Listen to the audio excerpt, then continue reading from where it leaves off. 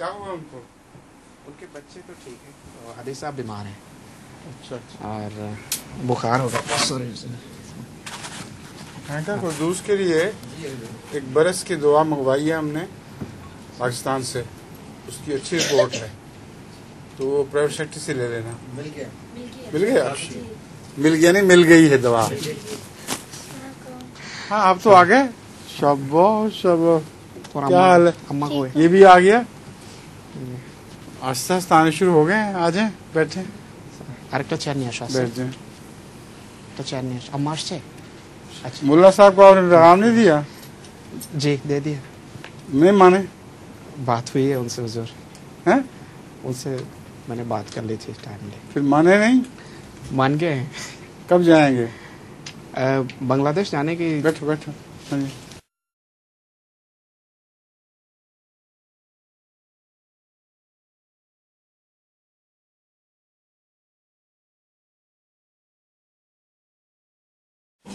उस बांग्लादेश जाने की बात उस तरह नहीं हुई, वो मुख्तलिफ कुछ मसला हुजूर के सामने बाद में पेश करेंगे कहते हैं।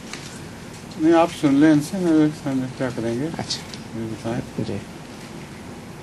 मसूदा ने तो बड़ी ताकीद की हुई थी जी। वो जो भी मसले आप उनको खुद बराह रास्त लिख दें फिर उनसे पूछ के।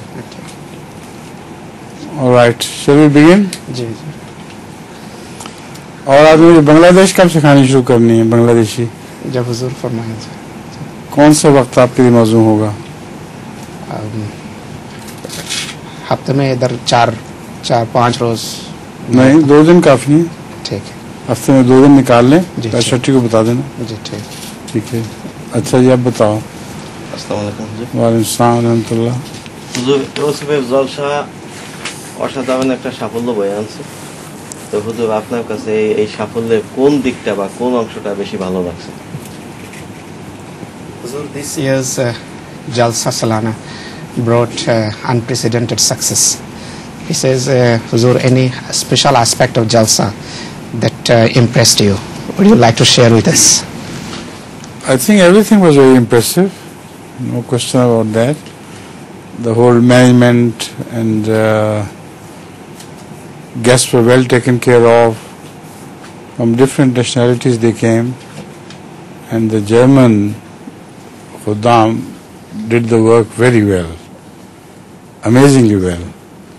I inquired from different guests from Indonesia, etc., etc., and they said the food, everything was just perfect. There was no problem whatsoever. So from that respect, I am deeply impressed by the Khuddam of Germany. And this Jalsa could not have been held here in Islamabad. It was impossible. So sometimes mouth and foot disease, can be beneficial to Ahmadiyyat.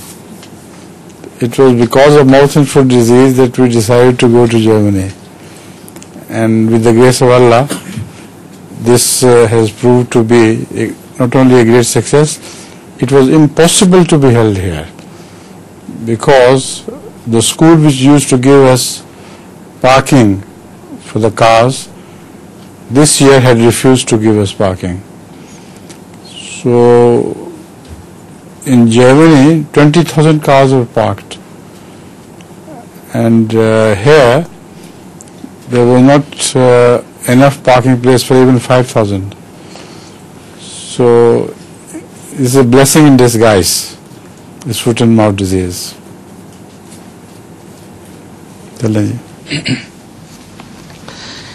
Jalsha Salana Germany সম্পর্কে প্রশ্ন করেছেন মোল্লা সাহেব হযরত আকদাস আইয়াদাহুল্লাহ তাআলা বিন নাসিল আজিজকে। হুজুর আকদাস আইয়াদাহুল্লাহ তাআলা বিন নাসিল আজিজ বলেন যে এবারের জলসা অসাধারণ, নিঃসন্দেহে অসাধারণ সফলতা নিয়ে এসেছে, আর এই জলসার সবকিছুই অত্যন্ত সফলভাবে হয়েছে, সকল দিক আমাকে প্রভাবিত করেছে। হুজুর বলছেন যে জলসার ব্যবস্থাপনা, তারপরে অতিথিদের দেখাশোনা, আর হুজুর বলেন যে বিভিন্ন জাতি গোষ্ঠীর মানুষ এই জলসাতে অংশগ্রহণ করেছে। বিশেষ করে জার্মানির খুদ্দামুল আহমদিয়ার হুজুর বিশেষভাবে প্রশংসা করেন যে তারা অসাধারণ সফলতার সাথে সমস্ত তাদের উপর অর্পিত এবং ন্যস্ত দায়িত্বকে তারা পালন করেছেন। হুজুর বলেন, আমি বিভিন্ন জাতির সদস্যদেরকে জিজ্ঞেস করেছি যে তাদের কেমন লেগেছে এবং কিভাবে তাদের দেখাশোনা করা হয়েছে সেখানে। তো বিনা ব্যতিক্রমে সবাই হযরত আকদাসের কাছে এই রিপোর্টই করেছেন যে সকল দিক জলসার অত্যন্ত আকর্ষণীয় ছিল। তাই হযরত আকদাস খুদ্দামুল আহমদিয়া জার্মানি আমাকে বিশেষভাবে প্রভাবিত করেছে। আর এখানে যদি সেই জলসার ব্যবস্থা আমরা করতে যেতাম তাহলে কোনোভাবে ইসলামাবাদে এর সংকুলন সম্ভব হতো না। আর এদিক থেকে যে খুরা রোগ হয়েছে এখানকার গবাদি পশুর, গরু বা ঘোড়ার, যেটাকে ফুট অ্যান্ড মাউথ ডিজিজ বা রোগ হিসাবে এখানে আখ্যায়িত করা হয়েছে পত্রপত্রিকায়। তো আমাদের দেশে এটাকে খুরা রোগ বলে। তো এই ব্যাধি আমাদের জন্য এখানে উপকারের কারণ হয়েছে। আর এই কারণেই আমাদেরকে জার্মানি যেতে হয়েছে জলসা সালানার অনুষ্ঠানের জন্য। আর এখানে কোনোভাবে তার সম্ভব ছিল না। এর বিশেষ কারণ হলো, হুজুর বলেন যে এখানে যে কার পার্কের যে ব্যবস্থা আমরা করি, এক বিশেষ ব্যক্তির কাছ থেকে তার জায়গা নেওয়া হয় পার্কিং এর জন্য, এবার তিনি সেই জায়গা দিতে অস্বীকার করেছেন যে দেবেন না। তো এদিক থেকেও আমাদের সমস্যা জার্মানি যাওয়ার কারণে সমাধান হয়েছে। আর জার্মানিতে প্রায় 20,000 কার সেখানে একত্রিত হয়েছে, পার্ক হয়েছে পার্কিং এর জায়গায়। আর এখানে সেই জায়গা নেই। এখানে বড় কষ্টে যদি পার্কিং এর ব্যবস্থা করা হয় তাহলে 5,000 করা যেতে পারে, হুজুর বলছেন, তার বেশি নয়। তো এদিক থেকে জলসা একটা রহমত নিয়ে এসেছে, মানে জার্মানির জলসা বা যে ফুট অ্যান্ড মাউথ বা খুরা ব্যাধি, এটি একটি আসলে একটা রহমত এবং বরকতের কারণ হয়ে এসেছে আমাদের জন্য। And the Khuddam who worked there in food, have you told everything? Right. হুজুর, পিতার বর্তমানে তার সম্পত্তি ছেলেদের মধ্যে তার ইচ্ছা মতো বন্টন করতে পারেন, কিন্তু একবার এক সাহাবী এক কৃতদাসকে তার এক ছেলেকে দান করলে রাসূলুল্লাহ সাল্লাল্লাহু আলাইহি সাল্লাম তা ফিরিয়ে আনতে বলেন, কারণ তার অন্যান্য ছেলেরাও ছিল। হুজুরের তাৎপর্য কি? Father is the sole owner of his property. He can do whatever he likes with his property in his lifetime.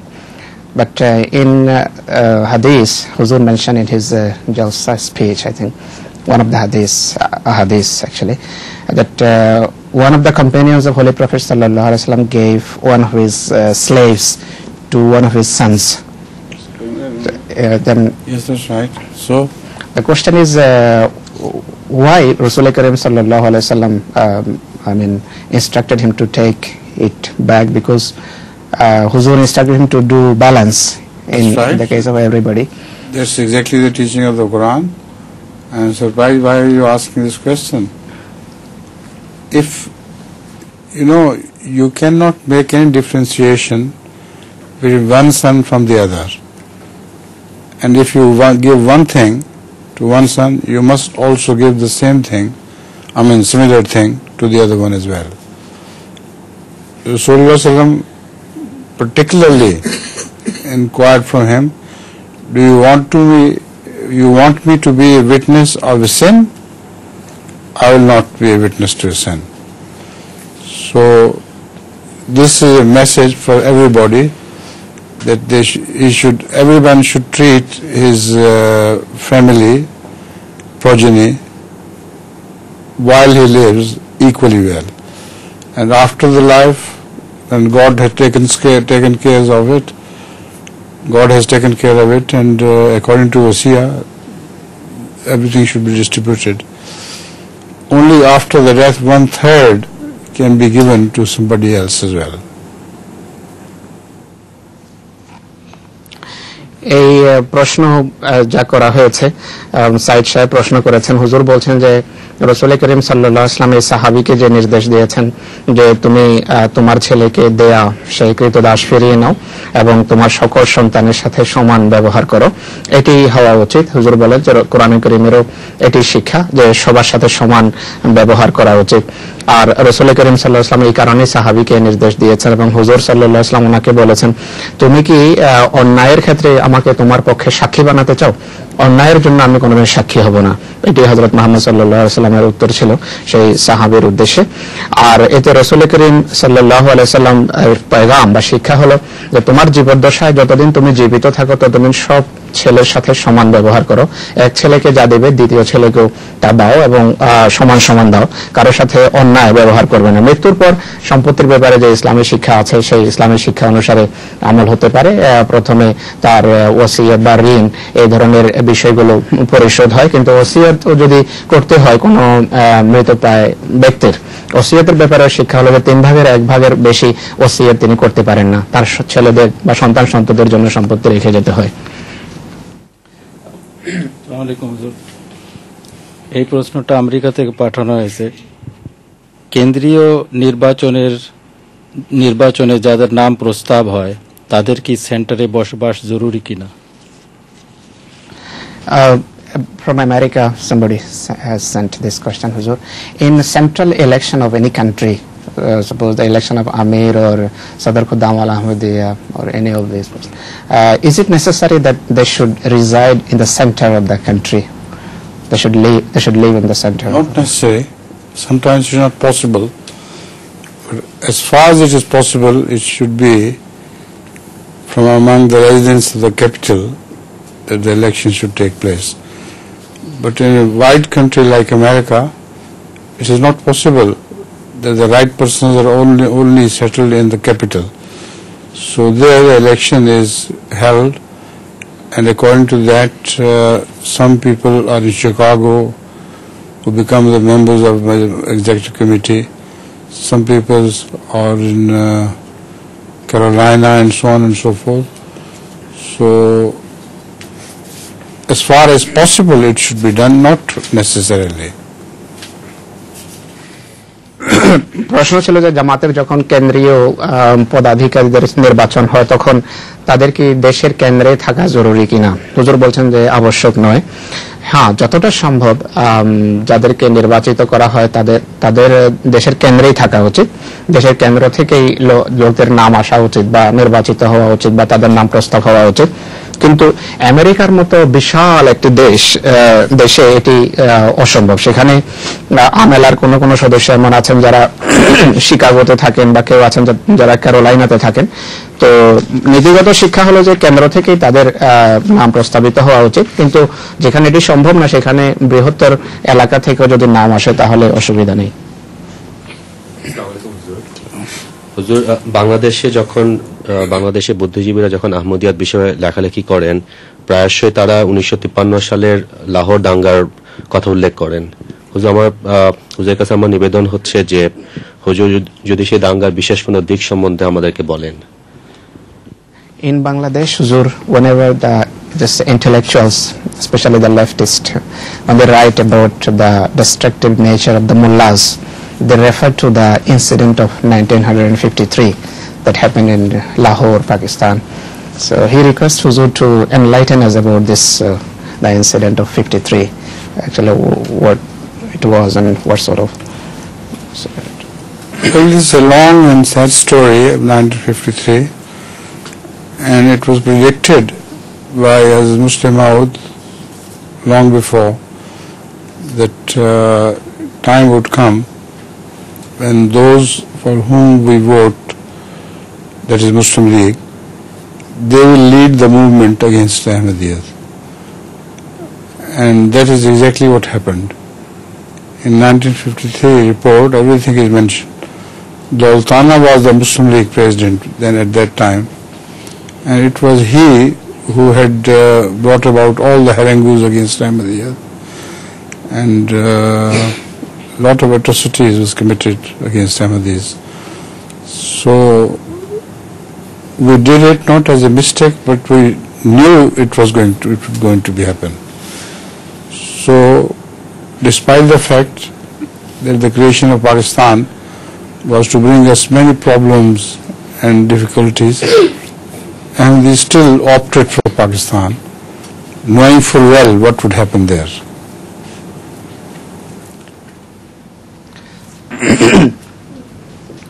হযরত আকদাস সাইয়্যিদুল্লাহ তাআলা বিন নাসিল আজিজ 1953 সনের এক ঘটনা সম্পর্কে বলেন যে এটি তো দীর্ঘ একটি ঘটনা এবং অত্যন্ত করুণ এবং হৃদয় বিদারক ঘটনা 1953 সনে ঘটেছে আহমদীদের বিরুদ্ধে এবং আহমদিয়তের বিরুদ্ধে। আর হযরত মুসলিহ মাউদ রাদিয়াল্লাহু আনহু অনেক পূর্বেই ভবিষ্যৎবাণী করে রেখেছিলেন যে এমন সময় আসতে যাচ্ছে যে জামাতে আহমদিয়া যাদেরকে ভোট দেবে মুসলিম লীগের দিকে ইশারা, তারা এই জামাতের বিরুদ্ধে পদক্ষেপ নেবে এবং আমাদের এই জামাতের বিরুদ্ধে আন্দোলন করবে। তো হুজুর বলছেন যে জামাতের এটি জানা ছিল, জামাত জানতো যে এরকম পরিস্থিতি হবে, কিন্তু তা সত্ত্বেও জামাত মুসলমানদের জন্য এই দেশের পক্ষে রায় দিয়েছে এবং এই দেশকে অর্থাৎ পাকিস্তানকে অস্তিত্বে আনার জন্য জামাতে আহমদিয়া সংগ্রাম করেছে এবং কাজ করেছে। আর তাদের আহমদীদের প্রচেষ্টায় সেই দেশ গঠিত হয়েছে। হুজুর বলছেন যে সেই সময় মুসলিম লীগের যে প্রধান ছিল দল টানা প্রেসিডেন্ট ছিলেন তিনি, আর এই ব্যক্তির প্রচেষ্টা এবং এই ব্যক্তির অপচেষ্টার মাধ্যমে জামাতে আহমদিয়ার বিরুদ্ধে বিভিন্ন আন্দোলন সেখানে পরিচালিত হয়েছে এবং অত্যাচার এবং জুলুম হয়েছে আহমদীদের বিরুদ্ধে। রুহুল কুদ্দুস আর রুহুল আমিনের মধ্যে কি পার্থক্য? What is the difference between Ruhul Qudus and Ruhul Amin? The same thing. There is no difference between Ruhul Qudus and Ruhul Amin. There are two different names given to Ruhul Qudus, Hazrat Jibreel. Ruhul Amin refers to his being most trustworthy in the message which he conveys to the prophets of Allah. Is most trustworthy, and Amin means the one who takes care of his amana. So that is only a nominal difference, otherwise the person remains to be the same.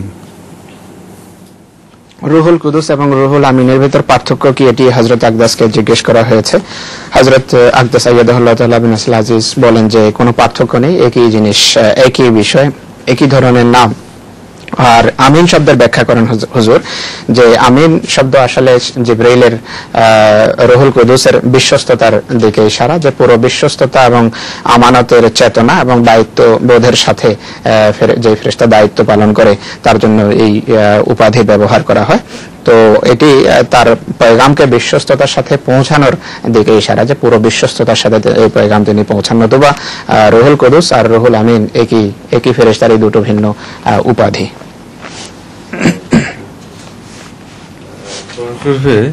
সূরা ৭৪ নম্বর সূরা আল মুদাসসিরের ৭ নম্বর আয়াতে আছে, আউযুবিল্লাহি মিনাশ শাইতানির রাজিম, বিসমিল্লাহির রহমানির রহিম, ওয়া আলা তামনুন তাস্তাকসির। এটা যদি একটু বিশ্লেষণ করেন হুজুর। In Surah Mudassir, this verse is reading ওয়ালা তামনুন তাস্তাকসির।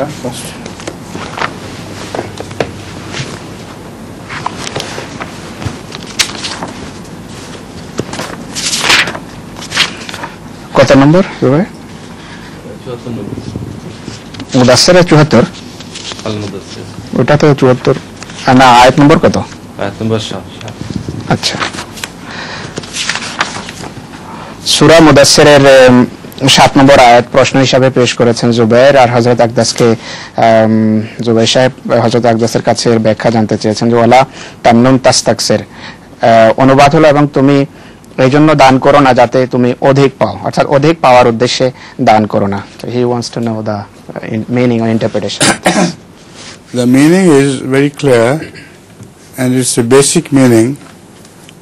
The basic meaning of this is that you should not do favor to anybody with the intention of getting back some prize. In other verses of the Holy Quran, it says that when you do favor for the sake of Allah, never think of any even gratitude from his person. So when such a person to whom you show favor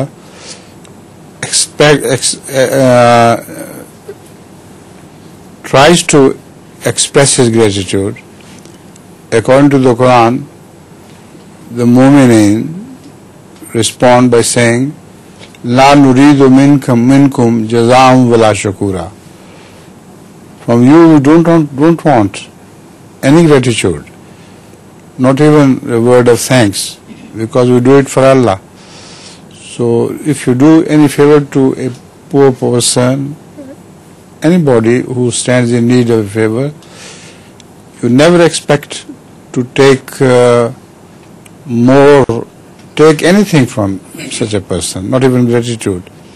But unfortunately, these favors are shown, particularly in the Punjab, with the result that they go on rubbing the favor in and telling the person, we did this to you, we did that to you, we did that to you. And with the result, the poor people are almost enslaved because of the favors. So this verse speaks against such a behavior. সূরা মুদাসসিরের এই আয়াতের তাফসীর করতে গিয়ে হযরত আমিরুল মুমিনিন আইয়াদাহুল্লাহু তাআলা বিন নাসিল আজিজ বলেন যে এই আয়াতের অর্থ হলো তুমি যখন কারো উপর কোনো অনুগ্রহ করো, কোনো ইহসান করো, তো অনুগ্রহ He has to sing his poem.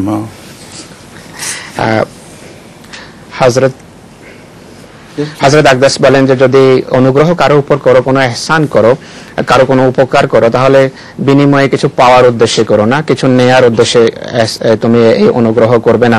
কোরআনে কারীমের অন্য আয়াত এই বিষয়ের উপর আলোকপাত করে যে যারা মুমিন তারা আল্লাহর খাতিরে এই ধরনের নেক কর্ম করে, কারো কোনো উপকার করে, কোনো ইহসান যখন কোনো ব্যক্তির উপর করে, তখন বিনিময়ে তারা কোনো প্রকারের তাদের কাছে যার কাছে ইহসান, তার উপর ইহসান করা হয় বা অনুগ্রহ করা হয়, তার কাছে কোনো কৃতজ্ঞতা বোধক বা কৃতজ্ঞতা প্রকাশ সূচক কোনো শব্দ তারা আশা করে না। কোরআন কারীমের সেই আয়াতের দিকে হুজুর ইশারা করেন যে মুমিনগণ বলে থাকেন যখন কেউ তাদেরকে শুকরিয়া আদায় করে, ধন্যবাদ জানায় কোনো অনুগ্রহের জন্য, তখন তারা বলে যে লা নুরিদু মিনকুম জাযাআন ওয়ালা শুকুরা, যে আমাদের প্রতি কৃতজ্ঞ হওয়ার কোনো প্রয়োজন নেই, আমরা যা করেছি শুধু আল্লাহ তাআলার খাতিরে করেছি, তোমাদের কাছে আমরা কোনো প্রকারের কৃতজ্ঞতা বোধ চাই না, আমরা সেই উদ্দেশ্যে তোমাদের উপকার করিনি বা তোমাদের উপর ইহসান করিনি, শুধু খোদার খাতিরে করেছে। তাই হুজুর নসিহত করেন যে যখন এই ধরনের কোনো কাজ করো তখন কারো কাছে কিছু প্রত্যাশা করবে না, শুধু আল্লাহর খাতিরে করবে। কিন্তু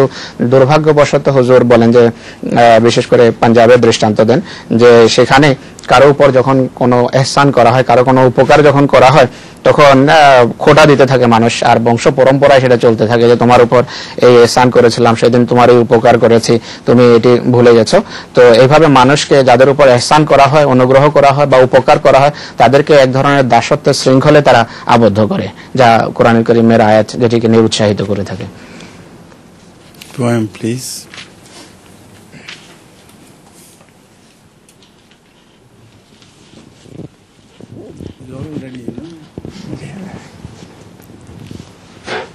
আমি হুজুর আকদাস আদালতুল্লাহ বিন নাসির আজিজের লেখা একটি নজম পেশ করছি।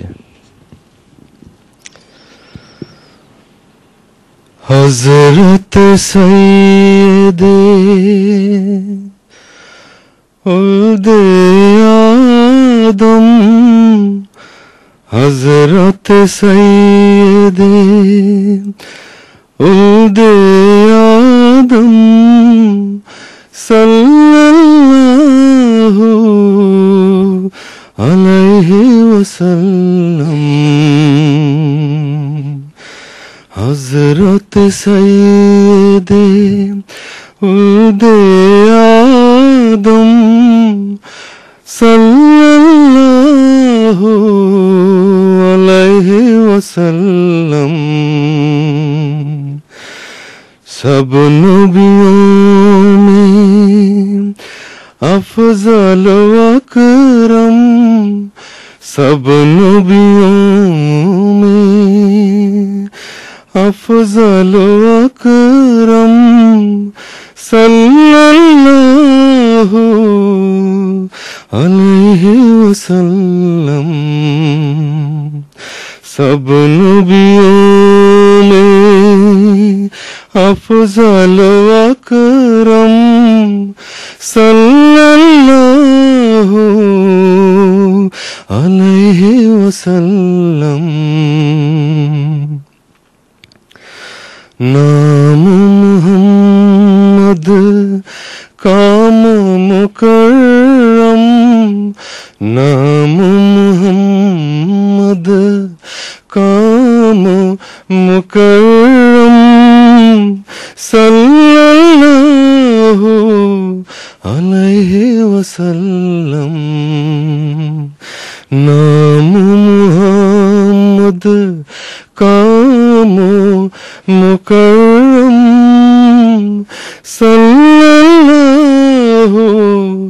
अलैहि वसल्लम। हादी कामिल रहबर आज़म, हादी कामिल रहबर आज़म सल्लल्लाहु अलैहि वसल्लम। हादी कामिल रहबर आज़म सल्लल्लाहु अलैहि वसल्लम। आपके जलवाए, आपके जलवाए हुस्न के आगे, आपके जलवाए हुस्न के आगे शर्म से नूरों वाले भागे। आपके जलवाए हुस्न के आगे शर्म से नूरों वाले भागे। मेहरो माहने, मेहरो माहने तोरे दिया दम, मेहरो माहने तोरे दिया दम सल्लल्लाहु अलैहि वसल्लम। एक जलोए में आनन फानन, एक जलोए में आनन फानन भर दिया आलम कर दी रोशन। है के जलोए में आनन फानन भर दिया आलम कर दी रोशन। उत्तर दक्षिण पूरब पश्चिम, उत्तर दक्षिण पूरब पश्चिम सल्लल्लाहु अलैहि वसल्लम। उत्तर दक्षिण पूरब पश्चिम सल्लल्लाहु अलैहि वसल्लम। अव्वल आखिर शारे खातम, अव्वल आखिर शारे खातम सल्लल्लाहु अलैहि वसल्लम। अव्वल आखिर शारे खातम आदम सल्लल्लाहु अलैहि वसल्लम हजरत सैयदे उल्दे आदम हजरत सैयदे उल्दे आदम सल्लल्लाहु अलैहि वसल्लम सल्लल्लाहु अलैहि वसल्लम सल्लल्लाहु अलैहि वसल्लम। तर्जुमा হযরত মুহাম্মদ সাল্লাল্লাহু আলাইহি সাল্লামের প্রশংসায় হুজুর এই নজমটি লিখেছেন। এই নজমের বঙ্গানুবাদ হলো আদম সন্তানের সম্মানিত নেতার উপর শান্তি বর্ষিত হোক। সাল্লাল্লাহু আলাইহি ওয়াসাল্লামের অনুবাদ এটি যে আদম সন্তানের সম্মানিত নেতার উপর শান্তি বর্ষিত হোক। সমস্ত নবীদের শ্রেষ্ঠ সবচেয়ে সম্মানিত তিনি, তার উপর শান্তি বর্ষিত হোক। তার নাম প্রশংসিত, কাজ সম্মানিত, তার উপর শান্তি বর্ষিত হোক। কামেল হেদায়েত দাতা, সবচেয়ে বড় পথ প্রদর্শক তিনি। তার সৌন্দর্যের সামনে যারা অর্থাৎ তার সৌন্দর্যের তুলনায় যারা নূরের অধিকারী হওয়ার দাবি করেছে তারাও লজ্জায় পালিয়েছে। অর্থাৎ মুহাম্মদ সাল্লাল্লাহু আলাইহি ওয়াসাল্লামের নূরের সাথে তুলনামূলক দৃষ্টিকোণ থেকে অন্য যারা নূরের অধিকারী হওয়ার দাবি করে তাদের নূর মুহাম্মদ সাল্লাল্লাহু আলাইহি ওয়াসাল্লামের নূরের সাথে কোনো তুলনাই হয় না। সূর্য চন্দ্র তার সামনে, তার জ্যোতির সামনে নিষ্প্রভ হয়ে গেছে। এত মহান নূর খোদা তাআলা তাকে দিয়েছেন, এটি হুজুর ইশারা করছেন।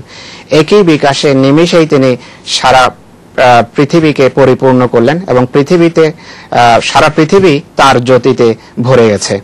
সারা পৃথিবীকে জ্যোতিতে তিনি ভরে দিয়েছেন। উত্তর দক্ষিণ পূর্ব পশ্চিম সর্বদিক থেকে তার উপর শান্তি বর্ষিত হোক। প্রথমও তিনি আর শেষও তিনি, শরীয়তের বাহক তিনি এবং নবীদের শ্রেষ্ঠ তিনি। খাতাম অর্থাৎ নবীদের খাতামান নবীনের এটি সংক্ষিপ্ত রূপ। নবীদের শ্রেষ্ঠ তিনি, তার উপর শান্তি বর্ষিত হোক। ওয়ালাইকুম আসসালাম। হুজুর মসিহ মাউদ আলাইহিস সালাম কখনো বাচ্চাদের উদ্দেশ্যে বক্তৃতা করেছেন কি? Did Hazrat Masih Maud Islam ever addressed the children? Yes, many times. But you mean is only children? I don't remember any event when Hazrat Masih Maud Islam addressed only children. But during his walks, during his stay at home, he used to address children, his own children as well as some other children. But not in a meeting like this. Otherwise he used to address. হযরত মসিহ মাউদ আলাইহিস সালাতু ওয়াস সালাম কখনো শিশুদের উদ্দেশ্যে বিশেষভাবে কোনো বক্তব্য রেখেছিলেন কিনা, এটি ছিল প্রশ্ন। হুজুর বলেন যে আমার নির্দিষ্টভাবে এখন মনে নেই যে হযরত মসিহ মাউদ আলাইহিস সালাতু ওয়াস সালাম শুধু বাচ্চাদেরকে এভাবে একত্রিত করে বাচ্চাদের উদ্দেশ্যে কখনো বক্তৃতা করেছেন কিনা, নতুবা তার সকাল সন্ধ্যার ভ্রমণে ঘরে বাচ্চাদের উদ্দেশ্যে সবসময় তিনি নসিহত করে থাকতেন। আসসালামু আলাইকুম। ওয়া আলাইকুম আসসালাম ওয়া রাহমাতুল্লাহ। খলিফা সানির বই নিউ ওয়ার্ল্ড অর্ডারে হুজুর ওসিয়ত ব্যবস্থাকে পৃথিবীতে একদিন স্থায়ী শান্তির কারণ হিসেবে বিবেচিত হবে বলে মনে করেন বা লিখেছেন বিশেষভাবে। তো ঢাকা থেকে এক ভদ্রলোক প্রশ্ন রেখেছেন যে হুজুর যদি এই ব্যাপারে একটু আলোকপাত করেন তাহলে ভালো হয়। About Hazrat Masih Maud Hazrat Musleh Maud Raziyallahu Anhu in his book The New World or Nizam-e-Nau, he mentioned that time is coming when the system of wasiyat will be cause of everlasting peace in the world. So somebody from not from Dhaka, from America, somebody asked this question that if Huzur kindly elaborate on this, how it will be. In fact, according to the system of wasiyat, gradually Anjuman is possessing a large sum of property of different people, and it's getting richer and richer in that. And that must be spent upon the poor and the needy. So a time will come, according to this Nizam-e-Nau, when Anjuman and Sadr Anjuman Ahmadiyya would benefit so much from the Messiah that it will be able to spend huge amounts on the upbringing of the needy and poor people. So that is how the Shanti would be spread through Wasiyat. হযরত আমিরুল মুমিনিন আইয়াদাহুল্লাহ তাআলা বিন নাসিল আজিজ ওসিয়ত সম্পর্কে এই যে প্রশ্ন করা হয়েছে সেই প্রশ্নের উত্তর দিতে গিয়ে বলেন যে ওসিয়তের যে ব্যবস্থাপনা রয়েছে এই ব্যবস্থাপনা অনুসারে একটা সময় আসবে যখন সাধারণ আঞ্জুমানে আহমদিয়া অগাধ সম্পত্তির অধিকারী হবে আর সেই সম্পত্তি তখন সাধারণ আঞ্জুমান আহমদিয়ার ব্যবস্থার অধীনে যে সমস্ত দরিদ্র এবং গরিব মানুষ থাকবে নিজাম যে নতুন বিশ্ব ব্যবস্থা সেটিকে বলা হয়েছে সেই নতুন বিশ্ব ব্যবস্থার অধীনে বিশ্বের দরিদ্র এবং যারা দারিদ্র্যের মুখাপেক্ষী মানুষ যারা দারিদ্র্যের সম্মুখীন তাদের জন্য এই সম্পত্তি ব্যবহার করা হবে। আসসালামু আলাইকুম হুজুর। হুজুর আমার প্রশ্ন হলো জার্মানি জলসা এবং ইউরোপ সফর সম্পর্কে কিছু বলুন। তোমার প্রশ্ন এসে গেছে। The same question he was asking about Huzur's tour in Germany. Well, in answer to that, I can tell you that the children, like you, worked a lot in Germany. And I was amazed at how they took care of all the guests untiringly. So that is in answer to your question, that be like German Jamaat children, and whenever this load is put upon you to serve the cause of the people, the guests of Masih Maud alayhi salatu wasalam, offer your services untiringly. When we were children, we used to do it exactly in that spirit. And I remember that we used to feed all the guests, despite the fact that sometimes the curry would spilled over our clothes, etc. We never cared. We served day and night, and it was a pleasure.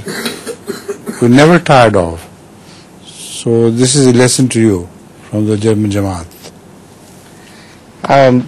আকাশ একই প্রশ্ন পুনরায় করেছে যে হুজুরের Europe সফর এবং জার্মানির জামাতের যে সফর হুজুর করেছেন জলসা উপলক্ষে সেই বিষয়ে পুনরায় কিছু বলতে হুজুরকে অনুরোধ করেছেন। এখানে একটু ভিন্ন আঙ্গিকে হযরত আকদাস উত্তর দেন ভিন্নভাবে।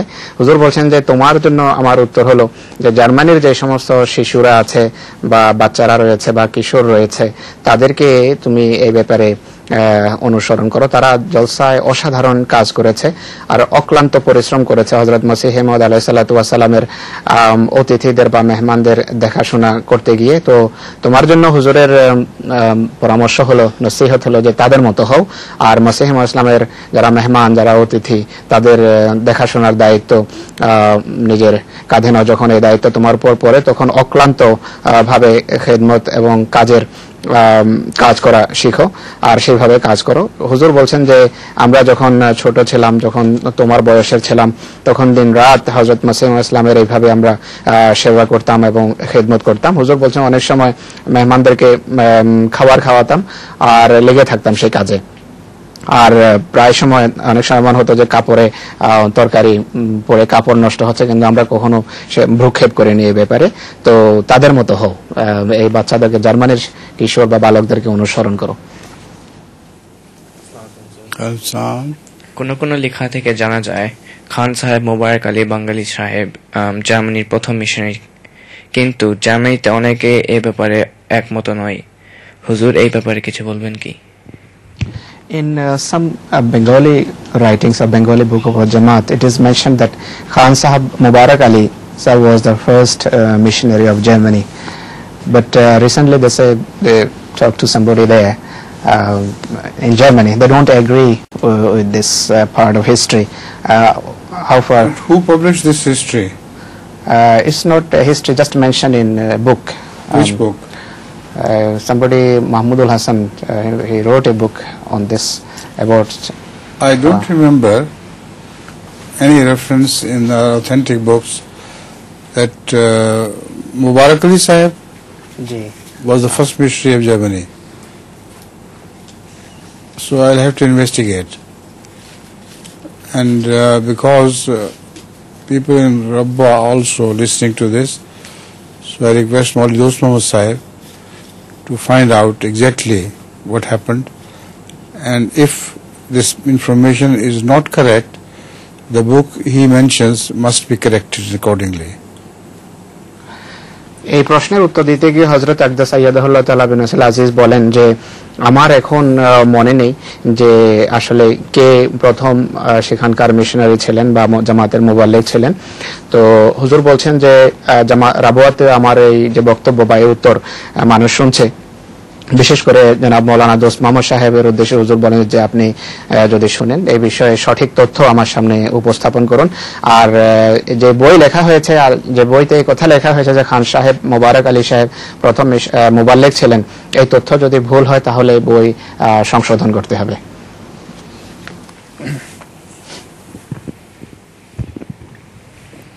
How are you? Fine? আসসালামু আলাইকুম হুজুর। একটা লোক জার্মানির জলসাত আমাকে বলেছিল আপনাকে ওনার সালাম দিতে। Somebody in Germany requested him to convey his salam to you. Is that the question only? I don't know. He might have got a question now. Who was it? He didn't tell me his name. You don't remember? No, he didn't tell me his name. He didn't tell me his name. He just said that you should convey my salam. Thank you. Jazakumullah. আমার প্রশ্ন হলো, জার্মানির নতুন centre বেতুস সাবু আপনার কেমন লেগেছে? এই কমপ্লেক্সের সম্বন্ধে হুজুরের কাছ থেকে কিছু জানতে চাই। This is about the new complex of Jamaat in Germany, about Baitus Sabuh. Did Huzur like it? Of course, it's amazing. It's 3-story building, and right in the middle of Frankfurt, and the top building is story is fully air conditioned, and in the lower stories also there are provisions for keeping it cool, but they are not fully air conditioned. The price paid for that is so little that first of all I couldn't believe it could happen. It's amazingly inexpensive, and Jamaat Germany is lucky to have this building bought at such a low price, and all their activities of future can be concentrated there. Khuddam's office, Ansar's office, Lajna Maulla's offices, and whatever other activities you can think of can be concentrated in one small building. So alhamdulillah, with the grace of Allah, it's a great building and it has impressed me a lot. জার্মানির জামাতের যে নতুন কেন্দ্র তারা ক্রয় করেছেন বাইতুস সাবুহ নামে, সেখানে হযরত আকদাস আইয়াদাহুল্লাহ তাআলা ছিলেন। তো হুজুরের কেমন লেগেছে এই নতুন বিল্ডিং বা নতুন কমপ্লেক্সটি, তা জিজ্ঞেস করেছে আবের। হুজুর বলেন যে এটি অদ্ভুত একটি কেন্দ্র জামাতের, আর এটি 3 তলা বিল্ডিং। হুজুর বলছেন যে এটি ফ্র্যাঙ্কফুর্টের একেবারে মাঝখানে এই বিল্ডিংটি, আর উপরের তলা সম্পর্কে হুজুর বলেন যে এটি শীততাপ নিয়ন্ত্রিত বা এয়ার কন্ডিশন। এটার বাংলা অনুবাদ একটু জটিলই, কিন্তু হুজুর বলছেন যে নিচেও এটিকে ঠান্ডা রাখার ব্যবস্থা আছে। এটা পুরোটা শীততাপ নিয়ন্ত্রিত নয়, কিন্তু নিচেও এটিকে ঠান্ডা রাখার ব্যবস্থা রয়েছে। আর জামাত যে এটি ক্রয় করতে গিয়ে যে পয়সা দিয়েছে তা অতি সামান্য। হুজুর বলছেন যে এটি অত্যন্ত আশ্চর্যের বিষয় যে কিভাবে এটি পেল তারা। আর এদিক থেকে জার্মানি জামাত নিঃসন্দেহে অত্যন্ত সৌভাগ্যজনক বলা যায়।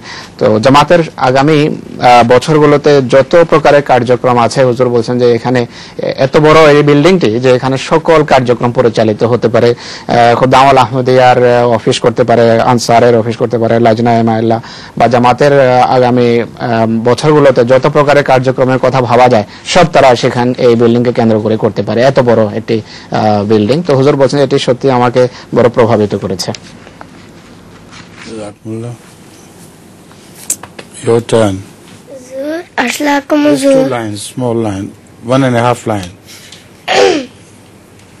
হুজুর আসসালামু হুজুর, ওয়ালাইকুম আমার আসসালাম। প্রশ্ন হলো জার্মানির রাস্তা কেন উল্টা? So his question about the roads of Germany, why the roads are the other way around and in compared to England. Quite right. It's only in England and English colonies that there is a rule that you drive on the left. But in all other countries of the world, it is drive on the right. And so in Germany as well, it's to drive on the right. And metaphorically also, to drive on the right is a better word than to drive on the left. হুজুর বলছেন যে জার্মানির রাস্তা কেন উল্টো, এটাই ছিল প্রশ্ন। হুজুর বলেন যে তোমার কথা ঠিক, যে ইংল্যান্ডে যে সমস্ত উপনিবেশগুলো আছে সেই সমস্ত উপনিবেশে এবং ইংল্যান্ডে বাম পাশে তারা ড্রাইভ করে থাকে, গাড়ি চালিয়ে থাকে। কিন্তু অন্যান্য দেশ, ইংল্যান্ড এবং তাদের উপনিবেশের বাহিরে অন্য সমস্ত দেশে রাস্তার ডান পাশে ড্রাইভ করা হয়, আর জার্মানিতেও একই নীতি অনুসরণ করা হয়। তো হুজুর বলছেন যে এটি রূপকভাবেও সঠিক, যে বলা হয় যে তুমি ডান সাইডেই ড্রাইভ করো, এটি একটি পরামর্শ। তো এই দিক থেকে তাদের যে সিস্টেম বা নিয়ম এটি সঠিক। Your turn.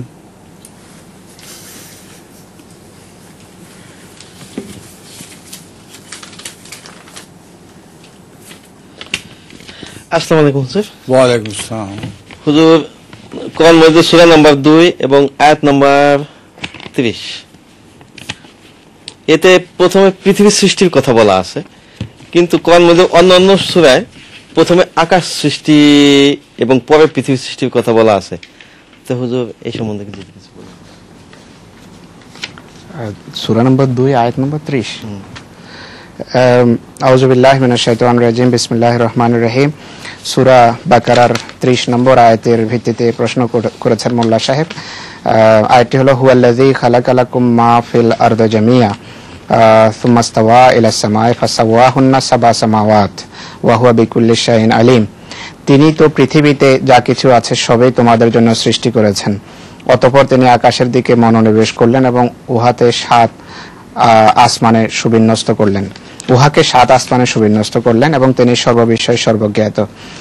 তো his question is in this verse of the Holy Quran, Allah says that first of all he created this earth or this our globe, but in the light of other verses you mean, or in the light of other verses it is said that first of all Allah created the heavens. That's what he says, I don't know. So this, you see, this question is, he fails to understand this point, that the word Saba is a repeatable word, and there is no end to the word Saba. Like a week continues forever, week after week after week, and ever since human civilization, the weeks are all exactly the same. So a thing is repeated. So Sabha Samawat are not just 7. They are 7 after 7 after 7 after 7. But in this particular verse, the Holy Quran refers to the Sabha Samawat closer to the earth. According to the scientists, Sab'a Samawat, that is 7 heavens, which envelop the world, are exactly 7. The scientists have discovered, and they provide a cover for radiation from the heaven to reach earth. If the protection was not made, life on earth would not have been possible. So here the Sab'a Samawat of the earth, it does not mean that they were created first. It only means that Sab'a Samawat are Samaw Dunya, who are protecting earth from heavenly radiations to reach it. If it had reached, it would have destroyed the animal life.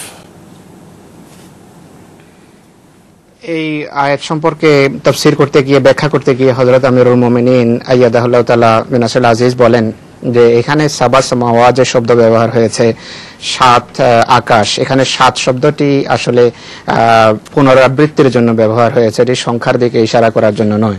এটি অর্থাৎ এটি এমন সংখ্যা যেটির বারবার পুনরাবৃত্তি হয়। 7 বললেই বুঝতে হবে যে এটির পুনরাবৃত্তি হতে থাকবে, শুধু 7 সংখ্যার দিকে ইশারা, এর কোনো সমাপ্তি বা শেষ নেই। হুজুর বলছেন যে কোরআনে করিম নয়, বরং বলছেন যে সপ্তাহের যে দিনগুলো আছে, হুজুর বলছেন সপ্তাহ শব্দটি, এই সপ্তাহ শুধু 7 দিন নয়, বরং সপ্তাহ এটি হলো যে বারবার এটি পুনরাবৃত্তি হতে থাকে। কোথাও সপ্তাহের এই ধরনের শেষ বলতে কিছু নেই, সর্বত্র এটি রিপিট হচ্ছে। তো 7 আসমান বলতে হুজুর বলছেন শুধু 7 আকাশ নয় বা 7 আসমান নয়, বরং এটি পুনরাবৃত্তির দিকে ইশারায় অগণিত স্তর আছে। কিন্তু এইখানে এই বিশেষ আয়াতে হুজুর বলছেন সাবা সামাওয়াত শব্দ যে ব্যবহার হয়েছে, এটি আমাদের এই যে ধরা রয়েছে, এই ভূপৃষ্ঠ রয়েছে, পৃথিবী যে রয়েছে, এই পৃথিবীর নিকটবর্তী যে 7টি আসমান আছে, 7টি স্তর আছে, সেই 7টি স্তরকে এখানে আকাশ বলা হয়েছে বা আসমান বলা হয়েছে।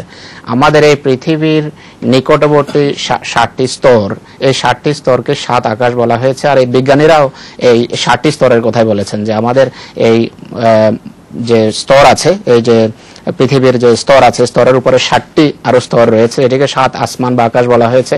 এই 7টি স্তরের কাজ হলো যে অন্যান্য গ্রহ থেকে যে সমস্ত তেজস্ক্রিয়তা এসে থাকে, যে তেজস্ক্রিয়তা যদি বায়ুমণ্ডলের 7টি স্তর না থাকতো, সেই তেজস্ক্রিয়তা এখানকার সব কিছুকে ধ্বংস করে দিত, এখানে জীবন থাকতেই পারতো না, বিনাশ হয়ে যেত সর্বত্র।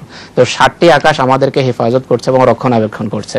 তো হুজুর বলছেন যে এটি 7 আকাশ বলতে এখানে এই পৃথিবীর 7টি আকাশের দিকে, 7টি স্তরের দিকে ইশারা, কিন্তু তার অর্থ এই নয় যে 7টি স্তর প্রথমে সৃষ্টি হয়েছে, এখানে শুধু এর মাধ্যমে হেফাজতের দিকে ইশারা করা হয়েছে। নেক্সট। আসসালামু আলাইকুম হুজুর। হুজুর, পবিত্র কোরআনে বলা হয়েছে, Can you read the verse again?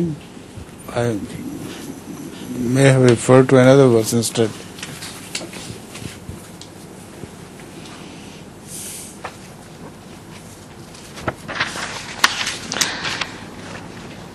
هو الذي خلق لكم ما في الأرض جميعا ثم استوى إلى السماء فسواهن 7 سماوات وهو بكل شيء عليم. That's right. That's correct.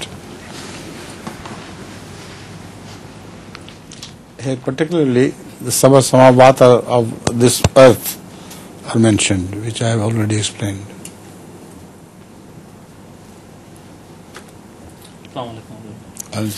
পবিত্র কোরআনে মুসা আলাইহিস সালামকে উদ্দেশ্য করে বলা হয়েছে, তুমি পবিত্র উপত্যকায় এসে পৌঁছেছো, তোমার জুতা খুলে ফেলো। হুজুর, এই আয়াতের তাৎপর্য কি?